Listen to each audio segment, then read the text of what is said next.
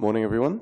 I'd first like to thank Simo Spafa and EC Denpasar for organizing this really wonderful event.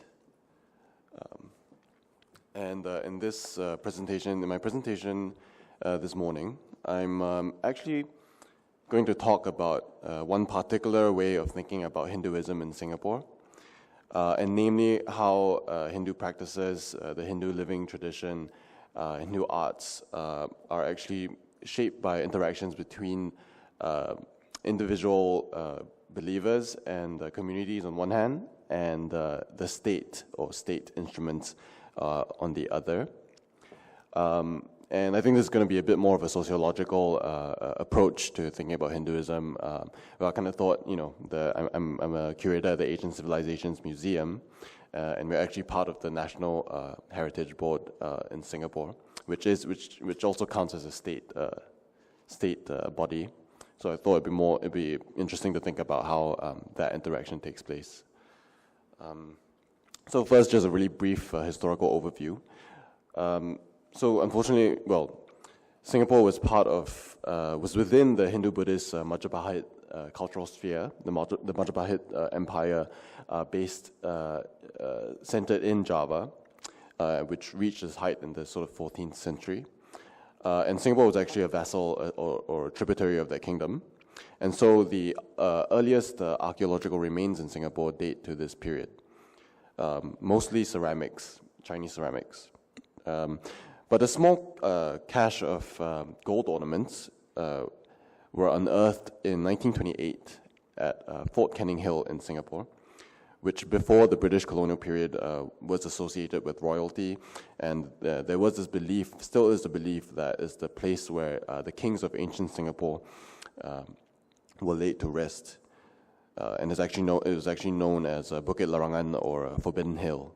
So what was found was this really interesting armlet with a sort of kala head, as well as a number of earrings, and also a ring incised with a Hamsa goose, or the vehicle of Brahma, which unfortunately has been lost. And also in 1998, actually at the site of the current site of the Asian Civilisations Museum, a lead image of a staff-wielding man who's surmised by John Mixick to be the sun god Surya, and he makes comparison with 14th century Javanese temple reliefs. So apart from these two finds, actually we don't really have much from very direct or even indirect references to Hinduism in our archaeological record. So unfortunately, we can only trace Hindu traditions in modern Singapore at earliest to the British colonial period, beginning in 1819, where there's an influx of Indian indentured labor and also merchants and traders attracted by the new port in Southeast Asia. And 4 of the oldest Hindu temples in Singapore were all built in this period in the early 19th century. For example, the one in the corner here, the Sri Mariamman Temple, was built by the Indian pioneer Narayana Pillai, a Tamil businessman from Penang who came to Singapore with Sir Stamford Raffles, who brought the British colonial influence to Singapore as a clerk and a social entrepreneur. So just some demographics. Today, 5.1% of the resident population, or 157,854 people out of 3 million, identify as Hindu. This is from the 2010 census. The current population of Singapore now is about 6 million and still growing. But resident population here in this census includes only citizens and permanent residents. So of course, the census misses out on a very important group of Hindus in Singapore on work permits and sort of short-term passes, both professionals and unskilled. So the reason why I'm sort of giving, I guess it's only relevant to look at Hinduism for this presentation, but the reason why I'm giving all this data is to make a point about how ethnicity and religion are sort of married in Singapore. We call it the CMIO system, and actually very similar to what's like in Malaysia as well. Singapore as a post-independence nation was very consciously, very self-consciously multi-ethnic and multi-religious in its sort of nation-building efforts. So in both state discourse and policy and also everyday consciousness, religious identity is often conjoined with racial, ethnic, and also linguistic identities. So this is one very important factor to remember when you're talking about religion in Singapore, any religion in Singapore. So from the data, you can actually see very close identification of Indians with Hinduism, Malays with Islam, and Chinese sort of have a choice between Taoism, Buddhism, and Christianity. But of course, there's a huge variability within the community and within Indians or Hindus. Other than the majority Tamil-speaking community, there are also Gujaratis, Hindi-speaking, Sindhis, and also and with their own sort of communities and support groups and religious ritual sort of systems. But unfortunately, I'll just kind of conflate everyone in one group for this presentation. So about the state influence in Hinduism in Singapore. The sort of two main representatives or the main official bodies in Singapore that administer Hindu temples and also sort of are the face of official Hinduism in Singapore are the Hindu Endowments Board and the Hindu Advisory Board, both of which existed in some form or other under the British colonial government. And the Hindu Endowments Board actually administrates these four temples you see. So they organize that we saw earlier. So they organize major religious festivals, and they also do the day-to-day sort of administration of each of these temples, managing sort of assets and finances and so on.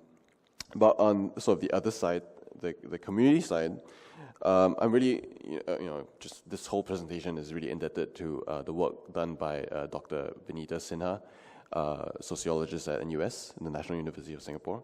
And she's done a lot of work with the community, the Hindu community in Singapore.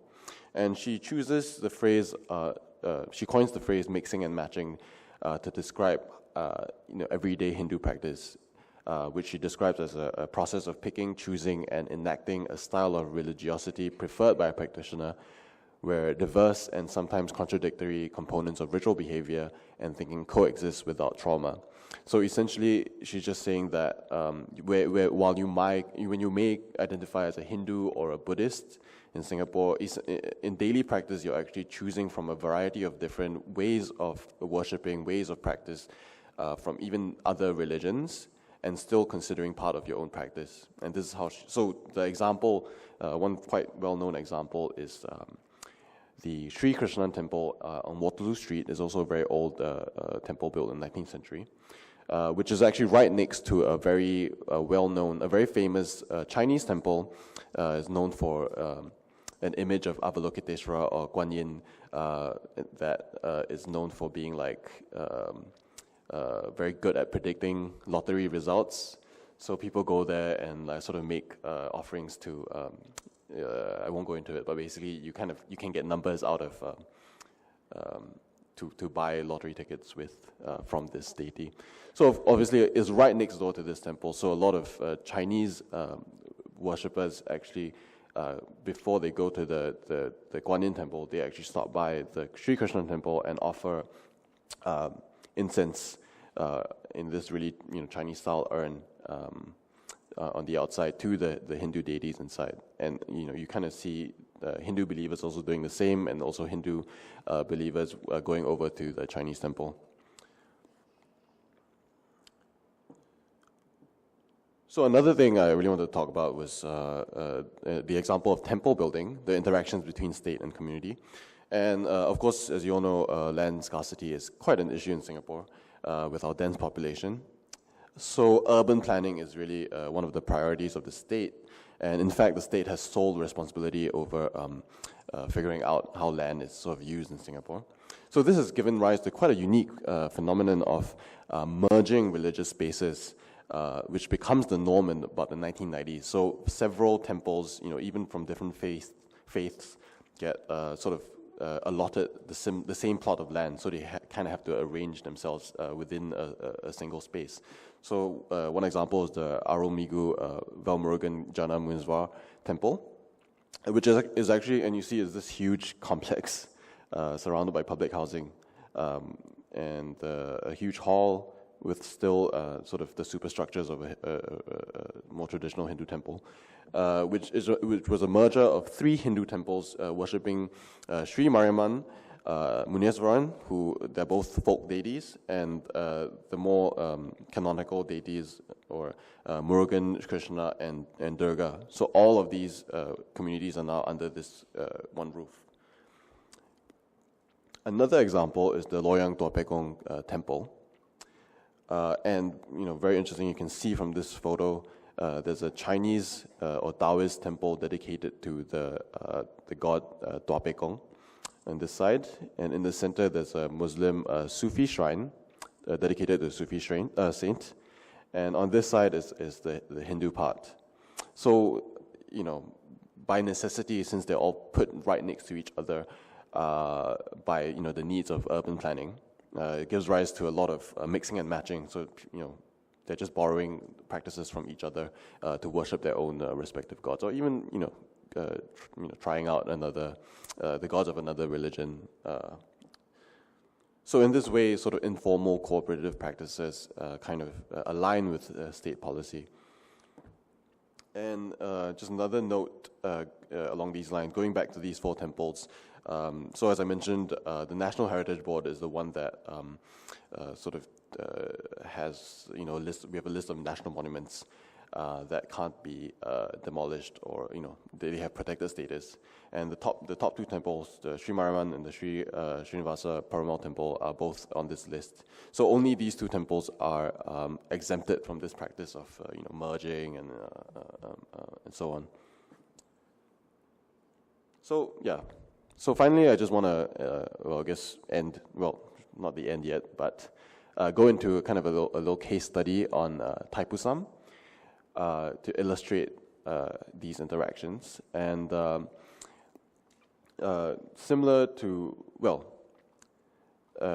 Thaipusam is a very important festival in Singapore. So the 3 festivals most publicly associated with Hinduism in Singapore are Deepavali, as our colleagues from Malaysia and Myanmar have talked about already, the Timothy Fire Walking Festival in honor of Sri Mariamman, and also Thaipusam. And most Singaporeans, all Singaporeans, will associate these 3 festivals with Hinduism so publicly. And so Thaipusam is a temple festival which commemorates the appearance to his worshippers of the peacock riding Lord Murugan, and this is sort of a Chola period image of Murugan with his spear, and also we have a peacock vehicle, which I think, Gauri, you acquired it for the museum. So observed between January 14 and February 14 is probably the most important public expression of the local Hindu community. And in fulfillment of vows, barefoot devotees carry the kavadi, which you can see in this picture, a steel or wood frame festooned with peacock feathers, flowers, and magosa leaves, in a 4-kilometer procession from the Sri Srinivasa Perumal Temple to the Sri Tanda Yutapani Temple in Serangoon Road, which is a large Hindu community. So they walk for 4 kilometers carrying these huge kavadis. Silver pins are pierced through the cheeks and tongues of the kavadi carriers, and hooks and spears puncture their flesh as an act of self-mortification. So, yeah, just some pictures from, this is the process of actually inserting the needles into the worshippers' bodies. And some older photos from our collection from the 70s and 80s. This is the temple where the procession ends at. This is before its renovation. And here is a photo in 1983 where the sort of gopuram or superstructure was consecrated, and this is what it looks like today. So as you can sort of might guess, Thaipusam has had quite a contentious relationship with the state, and also with reform-minded Hindu groups.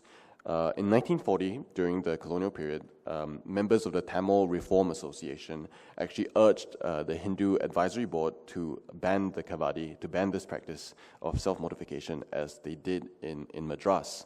So actually, the British colonial government actually banned this practice in many parts of India while they were still there. And they describe it as a practice of loathsome self-mortification with skewers. There is mass rational opinion against this ill practice, which has neither religious nor moral sanction. And this, well, obviously this did not succeed, but the state was later compelled to ban live music and dance during Thaipusam in 1973 due to a history of rivalry and fights between competing groups which disrupted the procession. So kind of in the period of 1970s, there was this concern that religious processions were used as excuses for political agitation. So that's why sort of live music, and actually almost all religious processions are banned in Singapore except for Thaipusam, Timothy, and another one. I can't remember the last one. Oh my god, okay. So just to go through recent history, so this ban was sort of a blanket ban since 1973, but obviously in practice, people still brought out their instruments along and played along the festival procession route. In 2015, as recently as that, a group of 3 men were actually arrested for playing music. And charged with disorderly behavior. And it was only in this appeal sort of failed against the arrest, and it's only in 2016 that the ban on live music was lifted after feedback sessions with the Hindu community. So now we have stages where you're allowed to have live music, and these are just some pictures from the Straits Times of traditional drums being used along the procession. And I just end with this photo from the 1970s, which shows that drums were still being played in this period. So in conclusion, it's obvious that Hindu processions, the Hindu practice is it's a constant negotiation between the state, public order, issues of public order, but also the needs of the religious practice and sort of what's essential for these rituals and rites, and it's always going to be this kind of negotiation in Singapore, at least anyway, and everywhere else, I suppose. So yeah, thank you.